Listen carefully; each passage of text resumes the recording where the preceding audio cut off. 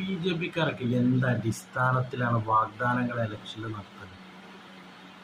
കാരണം വാഗ്ദാനങ്ങൾ പറഞ്ഞതാണ് 200 രൂപക്ക് ഗ്യാസും 50 രൂപക്ക് പെട്രോളും 15 ലക്ഷം രൂപ അക്കൗണ്ടിലും തരുന്നുള്ളത്. അതൊക്കെ പോട്ടെ, നമ്മളെ നിത്യോപയോഗത്തിനുള്ള 15 ലക്ഷത്തിൻ്റെ പോട്ടെ, നിത്യോപയോഗത്തിനുള്ള ഗ്യാസും പെട്രോളും കിട്ടിയിടുന്നത് വില കുറച്ചിരുന്നെങ്കിൽ എത്ര നന്നായിരുന്നു. ഒരു പറഞ്ഞ വാക്ക് ചെറിയ രീതിയിലെങ്കിലും ഒന്ന് തെളിയിക്കാൻ അടുത്ത ഭരണം കിട്ടണം എന്നുണ്ടെങ്കിൽ എന്തെങ്കിലും ഒന്ന് പറയണ്ടേ, അതിനെങ്കിലും വേണ്ടിയിട്ട്. കാരണം അവർക്കറിയാം ഇവിടെ എന്ത് ചെയ്ത് കൊടുത്തിട്ടില്ലെങ്കിലും ഭരണം കിട്ടാനുള്ള കളികൾ എന്തൊക്കെയാണെന്നുള്ളത് അവർക്കറിയാം. ജനങ്ങൾ വോട്ട് ചെയ്തിട്ടില്ലെങ്കിലും ഭരണം കിട്ടാനുള്ള കളികൾ എന്തൊക്കെയാണെന്നുള്ളത് അറിയാം. അതുകൊണ്ട് തന്നെ ഇനി എന്തെന്നെ പറഞ്ഞിട്ടുണ്ടെങ്കിലും പ്രകടന പത്രികയിൽ എന്തെന്നെ വന്നിട്ടില്ലെങ്കിലും അതൊന്നും ചെയ്തിട്ടില്ലെങ്കിലും കുറേ കളികൾ ഉണ്ട് എന്നുള്ളത് അവർക്കറിയാം.